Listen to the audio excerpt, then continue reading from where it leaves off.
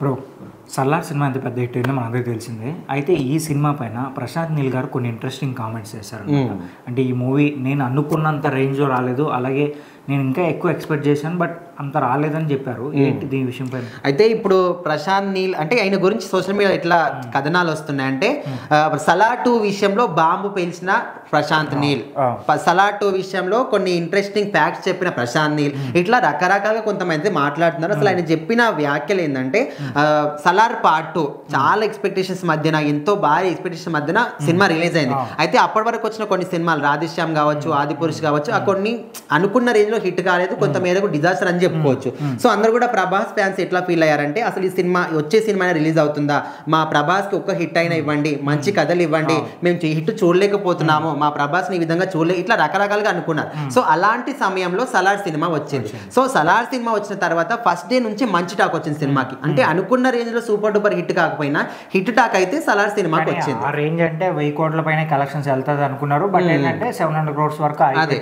So అట్లా అంటే అనుకున్న రేంజ్ అంటే మరీ భారీ హిట్ కాకపోయినా హిట్ అయితే వచ్చింది. సో అప్పటి నుంచి 'సలార్ 2' మళ్ళీ ప్రకటించినప్పటి నుంచి కూడా అరే 'సలార్ 2' ఎట్లుండబోతుంది అని అనుకుంటే, రీసెంట్ గా ప్రశాంత్ నీల్ మాత్రం కొన్ని ఇంట్రెస్టింగ్ కామెంట్ చేశాడు. ఏ విధంగా అంటే 'సలార్ పార్ట్ 1' హిట్ అయింది ఓకే, కానీ నేను అనుకున్న రేంజ్ లో హిట్ కాలేదు, నాకు సాటిస్ఫాక్షన్ లేదు, నాకు ఏ మాత్రం కూడా 'సలార్ పార్ట్ 1' లో సాటిస్ఫాక్షన్ లేదు.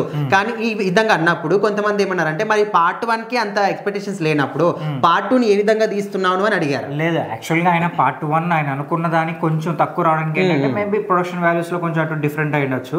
బట్ ఇప్పుడు ఏంటంటే 'సలార్ 1' హిట్ అయింది కాబట్టి, సో 'సలార్ 2' పైన హైప్ క్రేజ్ కూడా భారీ పెరిగింది కాబట్టి ఇంకొంచెం టైం తీసుకొని దాన్ని ఇంకొంచెం బాగా తీస్తారనమాట. ఇప్పుడు అదే ప్లాన్ లో ఉన్నారు. అందుకే అదే చెప్పాడు. ఇప్పుడు 'సలార్ పార్ట్ 2' మాత్రం ఖచ్చితంగా నెక్స్ట్ లెవెల్లో ఉండబోతుంది, రాసి పెట్టుకొని 'సలార్ పార్ట్ 2' మాత్రం ఖచ్చితంగా సూపర్ డూపర్ హిట్ అవుతుంది.